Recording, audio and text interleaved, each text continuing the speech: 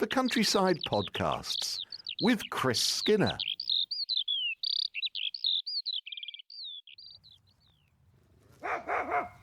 Would you be quiet? We're into April on our Countryside Podcasts. Welcome back to Norfolk, and a beautiful day, blue skies, a little chill in the breeze, but it's early in the season yet, and it's really lovely to be with Chris Skinner once again on High Ash Farm. And Rat has seen something which to our eyes is invisible. Yes, we've just come to one of the high spots on the farm.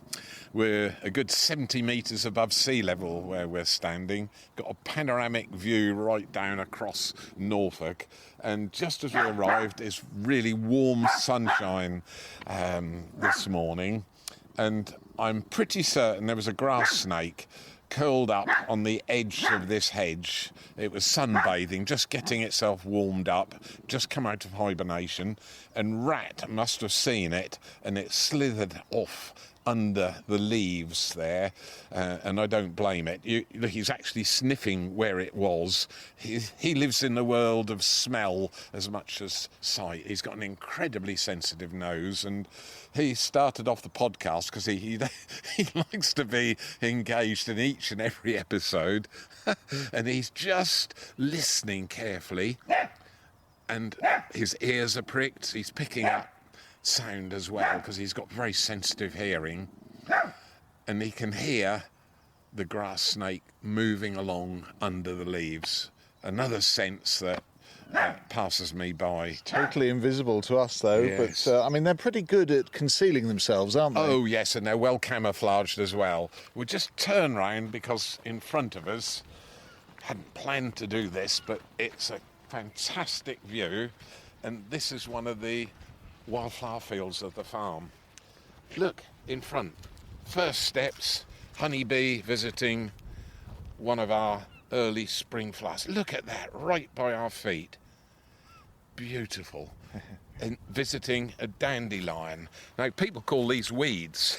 Oh, we've got some nice daisies here already, haven't we? Daisy, day's eye. If you ask a child to draw a picture of the sun, then it automatically draws a daisy as well, with all those little ray florets around the edge and the bright yellow centre, and they do look like the sun, which is the day's eye, of course. And this one is a top-notch flower for pollen and nectar at this time of year. It's the dandelion. Comes from the French, obviously, dandelion, meaning teeth of the lion, and you can get where its name comes from by looking at the leaves. You see all the little teeth on the leaves pointing backwards, just like lion's teeth. You get bitten by a lion, that's pretty serious, but that's where the name comes from. And yet it's classed, I suppose, as a weed. If you get it in your lawn, you perhaps like to spray it and don't want it there, but it is incredibly valuable, particularly at this time of the year, Matthew, for one of the first nectar and pollen plants that grows wild out in the countryside at this time of the year. So bright yellow, it does cheer you up. There's up to 150 little what we call ray florets all the way around the centre. You can see them just opening up at the centre there. They're tightly packed. And also it's one of the first plants to produce seed. It's a favourite of goldfinches, those little feathery plumes that form later on once it's finished flowering. It's got all sorts of names. It's reputed to make you wet the bed if you eat the leaves or the flower heads. That's a myth, really. But none of You've tried it, have you? No, I've been brought up with told it had a very rude name back then. In my childhood, it was actually called piss the bed. So I haven't ever eaten it, but it's a false rumour about the plant. Nevertheless, what is valuable about it is the fact that it produces these little feathery seeds which blow off in the wind. But before that, you get this kind of clock, and children would blow the seeds off, and depending how many puffs it takes to blow the seed off the dandelion head when it's ripe, that tells you the time as well. So lots of history about it. It's getting quite popular now. The leaves are a little bit bitter, but it's appearing more and more in modern salads as well. People are actually growing it commercially and picking up the wildflowers. And the roots used to be dug years and years ago as a form of coffee substitute too. So it has got a lot of history.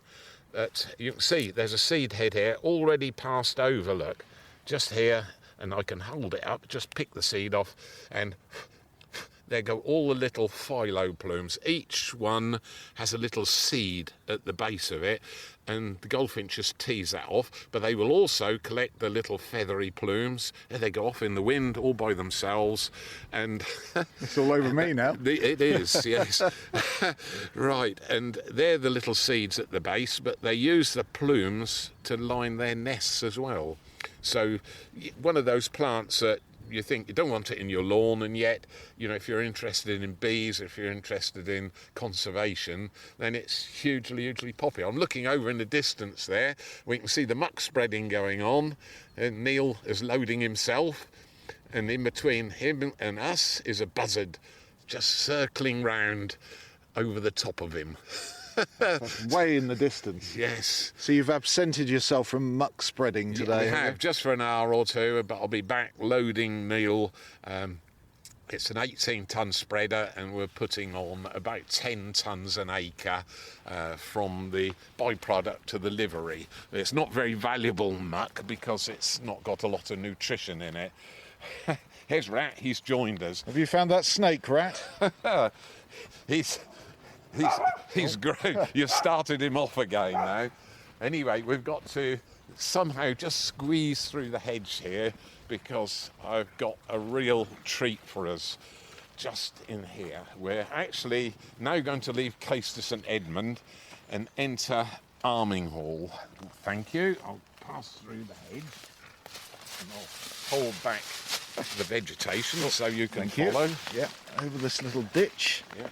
Oh, hang on. These shoes I've got on, I've got no grip whatsoever.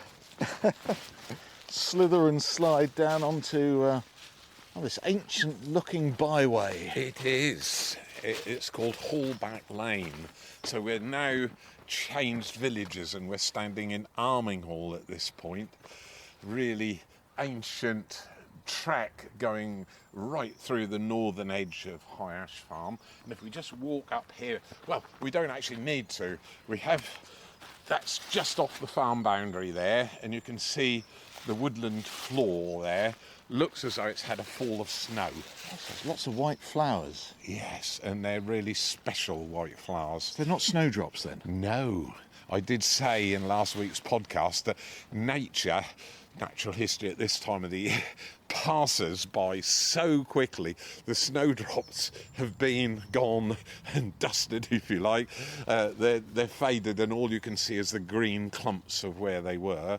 This is a new kid on the block, although it's ancient woodland, a new kid on the block for us, because we've never visited these flowers before. They are all over High Ash Farm, but the most profuse place that they grow is on where we're standing. It's heavy clay, it's ancient woodland here, and they are beautiful. They're called windflowers, anemone nemorosa. So they're wooden anemones is the common name, and it comes from the Latin windflower. You know, an anemometer is a device that measures the speed of wind, but they have this reputation of closing up when it's windy. They're in full flower at the moment. Really one of our earliest spring flowers, as well as obviously the snowdrop. But it signifies really ancient woodland. Now they've got a secret. We'll just walk up this little footpath, just a few steps, because they've spilled over right in the side of the footpath here. Oh, here we are on the right. Yes, right up against so we can get right up close and personal with them. Here they are, beautiful little plants indeed, and opened up in the sun. If the sun went in within an hour, they would all closed up and point downwards to keep the pollen dry. They're very attractive to bees, bumblebees, all sorts of different species, but stunningly beautiful. So lots of history. Why I say history is because they signify ancient woodland, just because they are so slow at spreading themselves. The seed, we've talked about poppy seed and its viability in the past. Poppy seed can comfortably stay in the soil if it's undisturbed and not exposed to light for 100 years. Wood anemone seed, anemone nemorosa, which is the plants in front of us, the seed hardly stays viable for 24 hours. It's really unusual. So the plant often doesn't produce much viable seed anyway. So to spread itself like this, it doesn't really use its seed as such.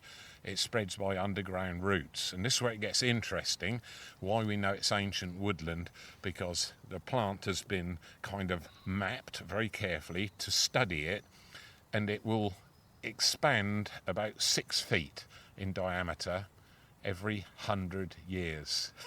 So the acres that are growing behind us signify that that ancient woodland here has probably been there over 1,000 years and signifies that it's ancient. That's a sort of a glacial speed, isn't it? Yes, exactly. So time seems to stand still for them, but they're hugely important.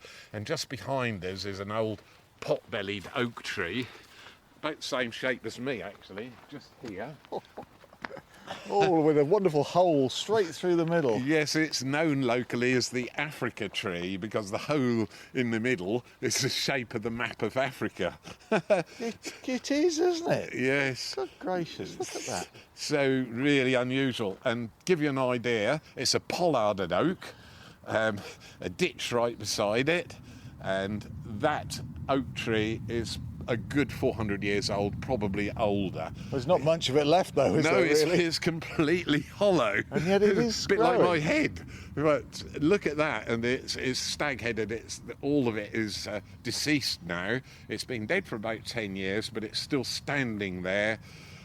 Just to remind us of how time passes by. You see some of the old, where the branches were cut off. And by pollarded, it's cut off about 10, 12 feet high in years of extreme drought to feed the local cattle on. You'd lock the branches onto the ground and the cattle would just come along and graze it. Or more like the oxen that were used for ploughing as well. And that's how time has gone past. You know, we know it's ancient woodland. It's in all the maps as ancient woodland just right beside us here. So these wood anemones, they're precious Oh, in their own absolutely. right, Yes. but they're part of an ancient landscape that really is vanishingly rare now. It is becoming increasingly uncommon. Lots of woodland was grubbed out in the 1940s and 50s, including areas like this. The ground underneath is often clay, it's fertile, it's good wheat growing land. And so it's learning to appreciate the kind of natural history of the world and all the different plants that inhabit all the different environments and learning about them. But nonetheless, these are really delicate. I absolutely love them. And the way, once it gets to about 4:30 in the afternoon, the flowers close up and droop downwards. Very kind of demure is the only way to describe them. Just extraordinary. And it's one of those things that we come and go, we have our lives, you're born, you live and you pass away at the end of it. And I suppose it just brings some reassurance that natural history carries on after us like this. And look just through the trees there when this low spring sunshine just illuminating, just looks like snowfall in April on the woodland floor. It just is breathtaking. Our podcast safari continues on this gorgeous day. Clear skies, blue skies and sunshine. And we've seen deer, haven't we? We've seen roe deer.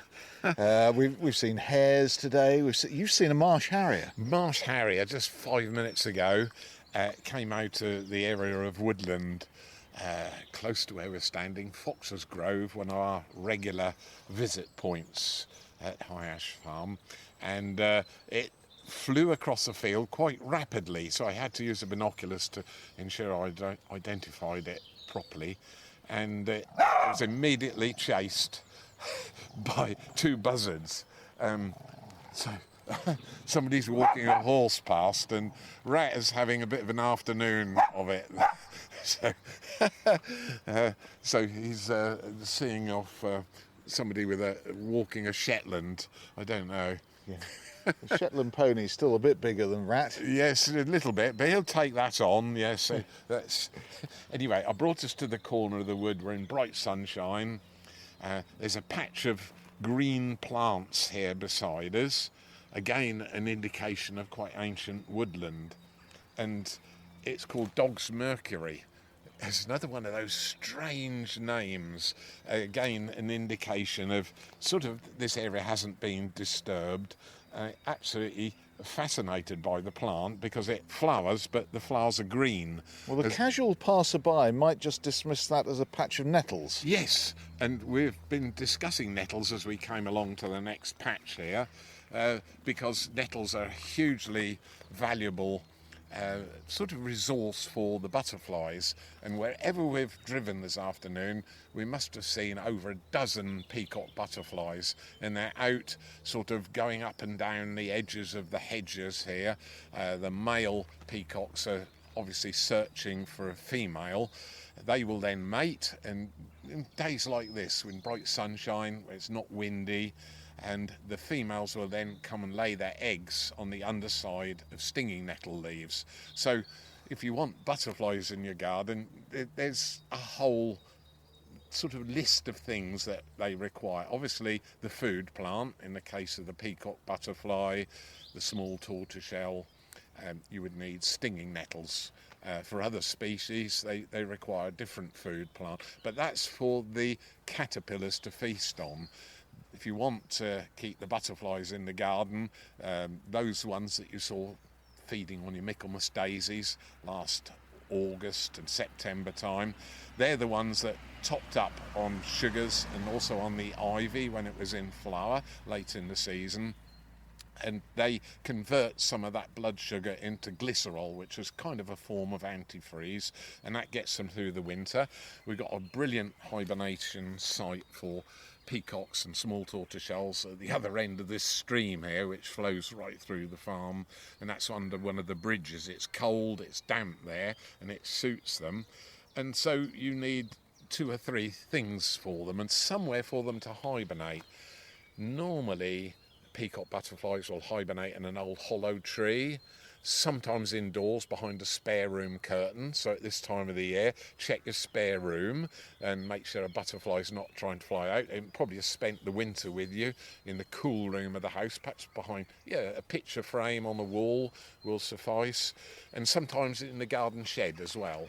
If you keep the door shut, you've got some logs in there, then the peacock will have gone in last autumn, hibernate in amongst the logs, and then at this time of the year they take to the wing, and it's beautiful weather, so they can top up with nectar, with the plants like the dandelion we looked at. I can see a bumblebee down there on the bank doing exactly that, just come out of hibernation. Only the queens survive. And so there's, wherever you look, nature is kind of, I suppose it's why it's called spring. It's springing out right in front of us.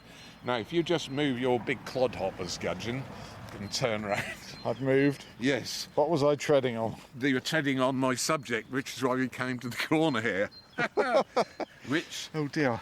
no, No, about a month ago, we visited another area of woodland at the farm here. We're right by one of the permissive walks here, so lots of people are walking past. And dogs. And yes, so Rat is facing the other way, fortunately. He's not seen those. Keep looking over there.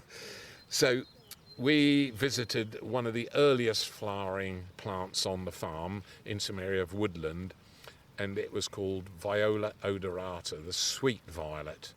But it's got a cousin that comes into flower now. It's called the common dog violet. Why it's got the name common in front of it, it kind of detracts from the beauty of it, because it's another violet species, same species family viola as your pansies that you might grow in the garden and the violas. But look at this plant. And if I picked it, and which I'm not going to do, and smelt it, the word dog in the name of the common dog violet delineates the fact it's got no smell at all, no perfume. Only the sweet violet has a perfume, all the other species don't. Yet, nevertheless, it still produces seed in a kind of little boat-shaped pod, lots and lots of seeds, they drop on the ground, and it's another one of those violet species that can reproduce by runners along the top of the ground, and where the little stems touch the ground, it can reroot itself into the ground. I think violet, they give their name to a colour, and that's a very deep verdant violet. Yes, it is. Isn't it? It's funny, when you see them in the sunshine like this, it looks a really, really deep blue. Now, if we were to go back to the original piece of woodland that we looked at, and looked at the sweet violet, Viola odorata, then these are actually a bit paler. Funny enough, they're much paler blue, or violet colour you can call it, than the sweet violet. So there we are. They're so lovely. And right beside us, look, you don't have to move, we've got red dead nettle here in flower, and a diminutive tiny little flower here. Yeah, you can't believe the names of these. Little light blue colour. Yes, it's pale. It's smaller than a match head, the entire flower. There's one there even smaller. Look at that, about 2 or 3 millimetres across, in full flower. And that's another one of these names which you have to smile at. It's called mouse-eared chickweed. Mouse-eared chickweed, because the little leaves are meant to look like mice ears, and so some one of the early people that named all these plants chose these extreme names. And of course, one we looked at about 2 weeks ago now, just about finished flowering, is the lesser celandine. Those lovely yellow flowers. Yes, one of those beautiful yellow flowers. So, and then over at the base of the tree here, we've got ground ivy, one of those poisonous plants out in the countryside. But if we're lucky on the way back, we may encounter one of the species of butterfly that is hunting out that particular plant to get the nectar. And there's an insect just arrived feeding on that ground ivy. Can you look at it? Is that a species of bee? No. And it looks like a species of fly. So we're going to join the two words together. It's a bee fly. Yes, it's really unusual. A little short thorax of a body, very rounded and very fast flying, and it's just flown off. There we are. Nature is unfolding this afternoon right in front of us. So really, really beautiful conditions. Let's apprehend that dog, and we're just going to drive back and see if we can encounter another species of butterfly.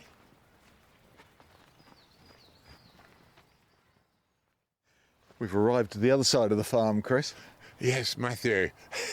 One of the mysteries of the countryside, one of our commonest trees, and sometimes it just makes you scratch your head. Of course, I got particular interest in these old trees here. These are ash trees, British natives, suffering rather a lot at the moment with ash dieback, but we're on the northern boundary of the farm, and they're seemingly, these ones, venerable old trees, unaffected so far, so my fingers are crossed. Large holly tree right underneath the ash tree, sort of growing in its shade almost and thriving, sort of shiny leaves, all with the spines on the holly in the lower part, and then high up in the tree, none of the leaves have spines on, which sort of says something about history and ancient times when there are animals here grazing on the holly leaves, and the holly armed itself with its spines.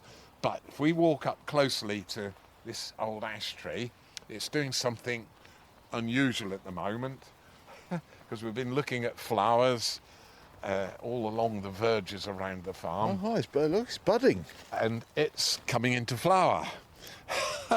Kind of coral coloured flowers, really, really beautiful. I'll try and get a picture of these. I'll ring my poor long-suffering photographer up, Laura Cuffin, and see if she can capture these. They're really rather beautiful.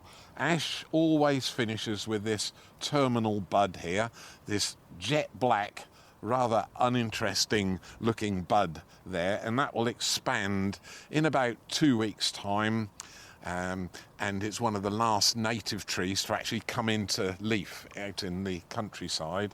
Usually oak comes in ahead of that, but nevertheless, these coral-shaped flowers are really, really interesting, because these are male flowers.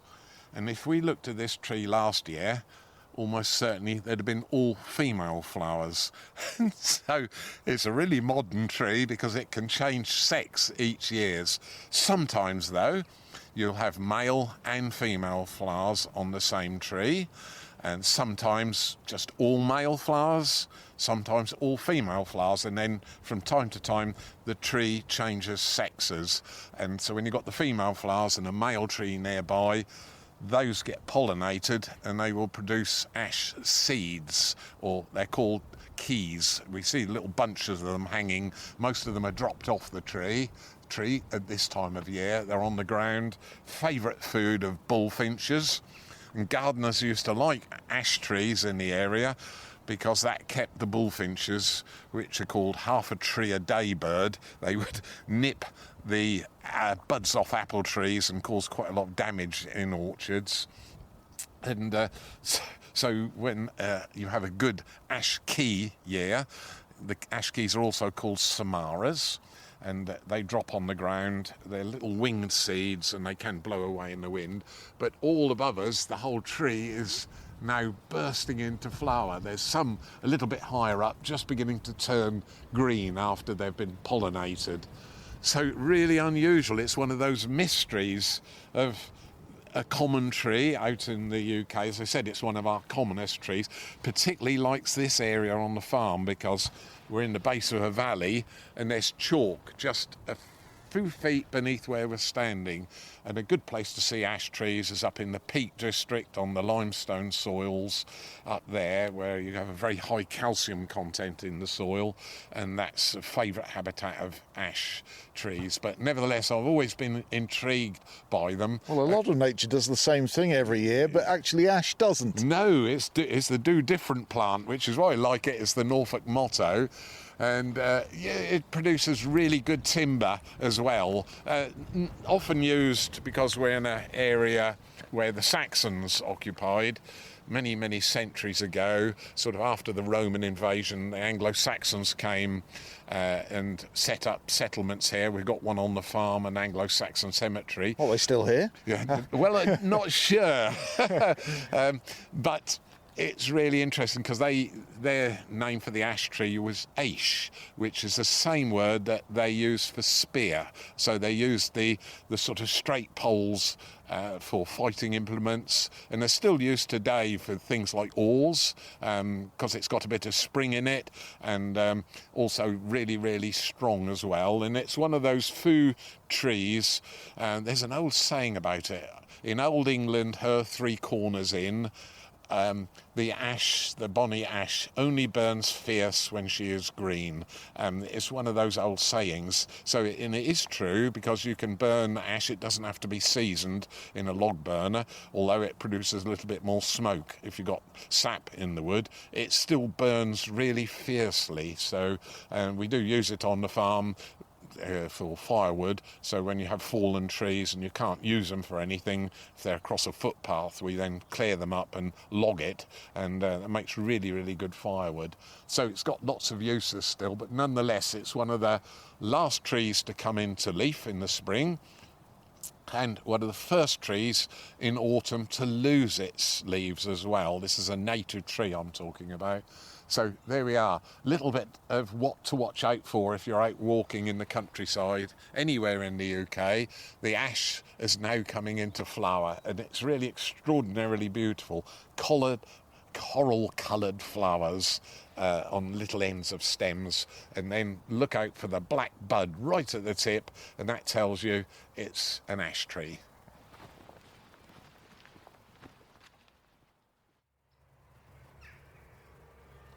Chris, we've been enjoying the butterflies today, but there's been one type of butterfly conspicuous by the absence, but not now. No, Matthew, it's a female brimstone, just come out of hibernation, and we're on the south edge of Cantley Hill Plantation now, and she's just dropped down in amongst the leaf litter. Some bluebells are just coming into flower all around her, and she's down there, and beautiful butterfly. White. Almost white, just very, very palish yellow.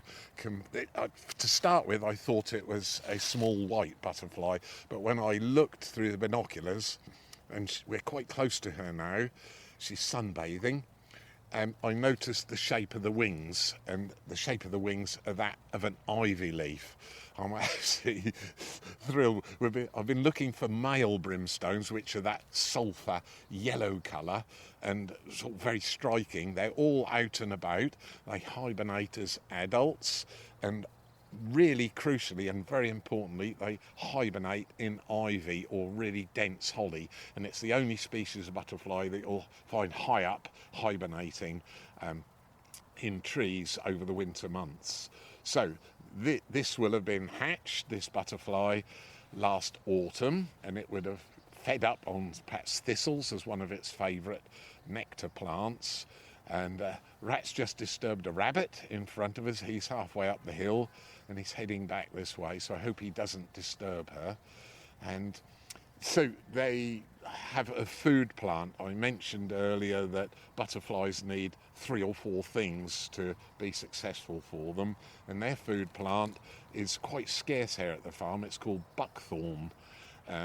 They have been known to actually lay their eggs on blackthorn, and the caterpillars will develop, but their favourite food plant for the caterpillars is buckthorn or sea buckthorn, another plant as well, and you'll find those growing in coastal regions.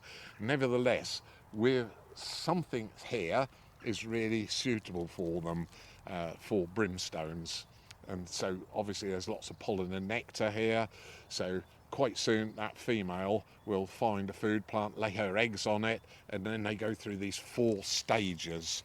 The egg to start with, which hatches out, feeds on the food plant for the larvae or the caterpillar, which is the buckthorn, occasionally blackthorn, which we have lots of here at the farm, and then they form a chrysalis, and then that metamorphosis happens inside there, where it transfers from the form of a caterpillar into the brimstone butterfly, and the male is just stunning, and I'm watching all along the hillside here just for one to spring out, and it's one of those shock moments when you see butter flying, because we think brimstones actually gave us the collective name of butterflies, because it just looks like butter colour, butter flying in other words. It's just that little chilly breeze today that Yes. might be putting them off. Yes, but the sun's out.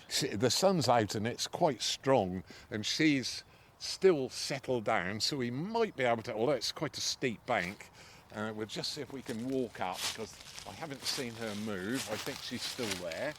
I've marked the spot here in front. There she is. Yep, definitely. Oh, she's come down a bit closer. See her on You the can wing. see the little points on her wings. And that buttery colour. Yes, just very, very pale lemon colour. But when you see the male, you have no doubt of what you're looking at. It's one of those fabulous, fabulous, colourful butterflies. So brimstone, all the early entomologists gave their name to the most flamboyant species: peacock, red admiral, and brimstone, as well as tortoiseshell as well, of course. So you are really spoilt. That's really fantastic just to catch up, just for a brief. She's gone down again, quite close to where we are. And this only happens for a very short period. Yes, about a week at this time of the year when they come out of hibernation. Remember, they've been asleep for 6 months or so, right over the winter months, so they're going to live perhaps a month before they go into hibernation and then a couple of months afterwards as well. So it's quite a short life cycle when they're actually out and about on the wing. Nevertheless, they are just incredibly beautiful. The shape of the wings is an ivy leaf, just to show how important ivy is to them.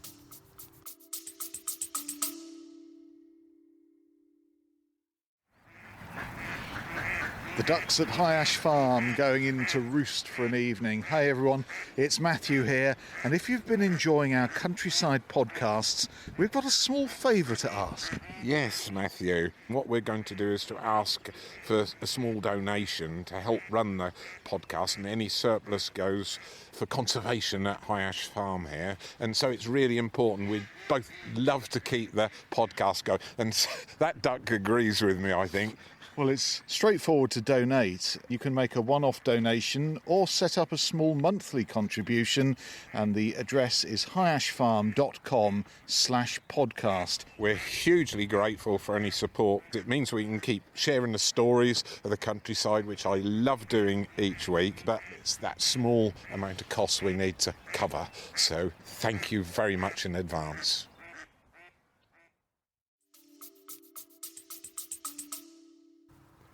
Thank you to all our donors who've been so generous in providing important funds to keep this project going.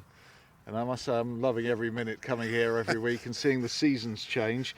Thanks also to all our emailers. And here's one from Aaron Burgess, who made a huge journey, a round trip, he says, of 8 hours to come and see the theatre show that we did a couple of weeks ago on the Norfolk-Suffolk border, and he sent us a present as well. He absolutely has. He sent us 2 house martin nest boxes, and I've been getting them ready to put up.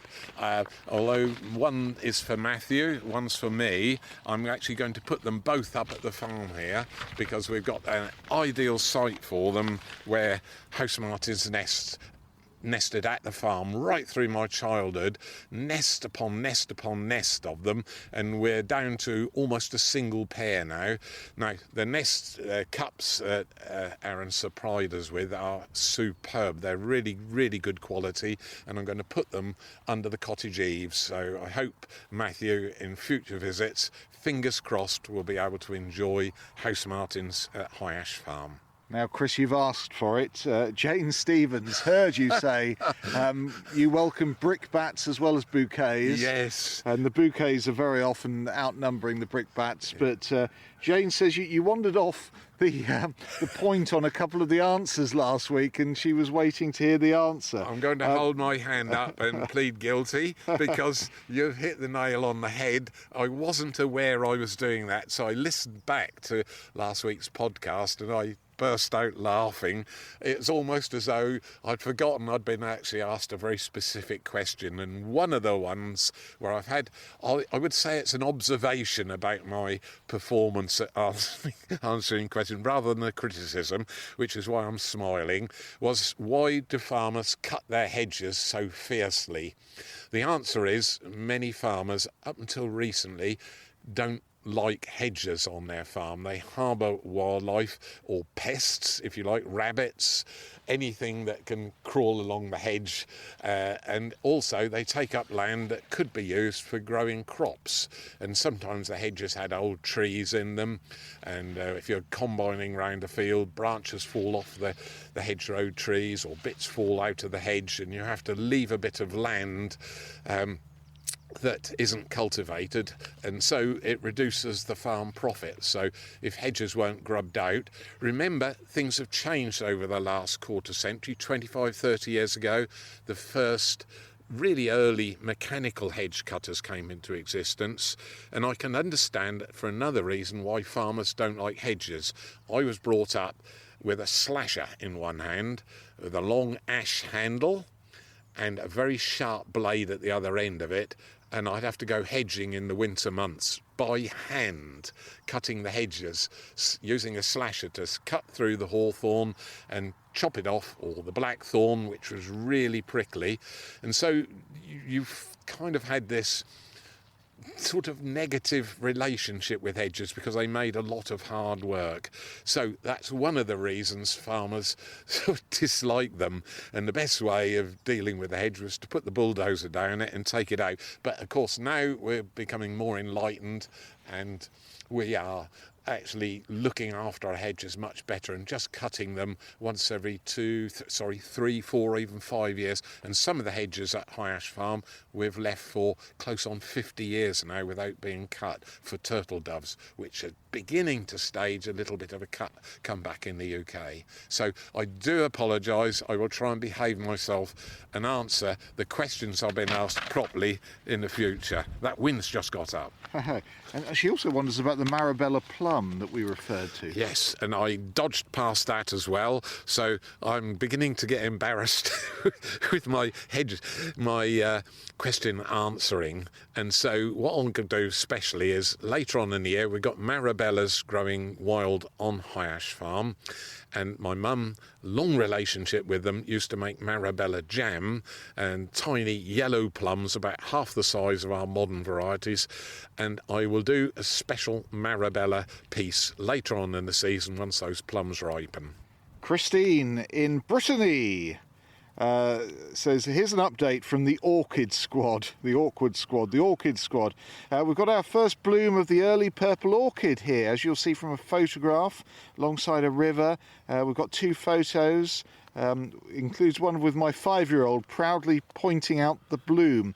Do we call them spikes as we do for indoor orchids? Yes, a spike as they just beginning to extend the stem with a flower on the top. We can call that a spike. It's a good name to describe the flowers. And of course we've got early purple orchids here at the farm in the woodland. It's one of the earliest flowering orchid species out in the United Kingdom, and in a week or two I hope to take you up close and personal to some of them. So well spotted. Yep, you're at least 2 weeks ahead in your flowering time down there in France. But thank you very much.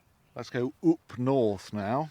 Apologies for that. North Allerton, that's North Yorkshire, isn't it? Esmond and Anne Black, they've got a farm there, and they say last November we'd built up over a 5-year period a stock of around 30 plus house sparrows. Today, i.e. March, so that's very recently, they say we've only got 2 left. None nesting in the eaves or the garage. During the winter we had a visit from Canada geese and redwing and fieldfare. We've still got 200 plus wood pigeons. Could the sparrows be the victims of bird flu? I very much doubt that. Much more likely the local sparrowhawks. If you haven't got hedges that are kept clipped around the house area, we were just talking about hedges and letting them develop, but of course that lets birds like sparrowhawks in. Obviously they'll feed out on the sparrows, so that's one reason. Another reason is, although it's much less likely, is in the past farmers have been using slug pellets out on their fields of wheat to control the slugs quite legitimately, but it's only just been banned. It's slug pellets containing methaldehyde, and that's toxic because the pellets themselves are made up ground up grain, then they're laced with methaldehyde, and it's a very, very effective slug killer. But now we're using ferric oxide, which is not toxic in the same way. It's still toxic to the slugs but not to the sparrows, so it's a much safer.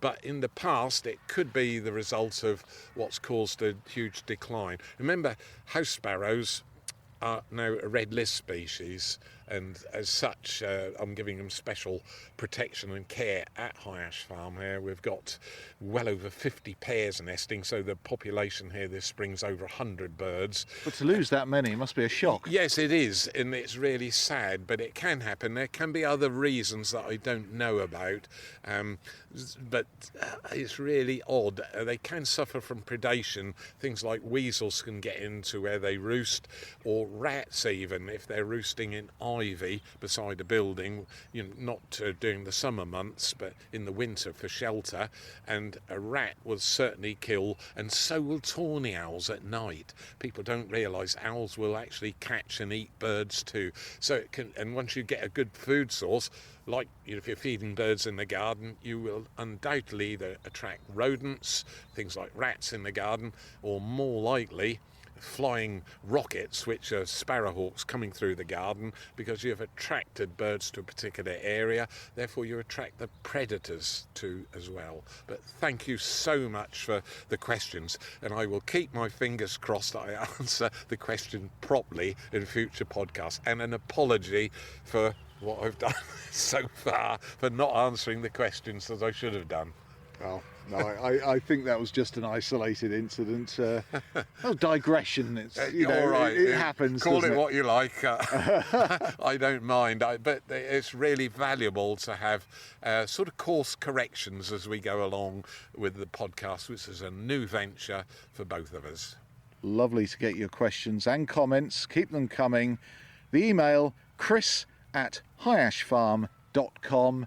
And a lot of images of what we've been talking about this week and previous weeks can be found on the High Ash Farm Facebook site as well. Yes, we hope so. We'll get some photographs of the wooden anemones, Anemone nemorosa, and also of those extraordinary ash flowers. I love the high ash caviar from last week as well. Yes, oh, that frog spawn. Yes, and the toad spawn.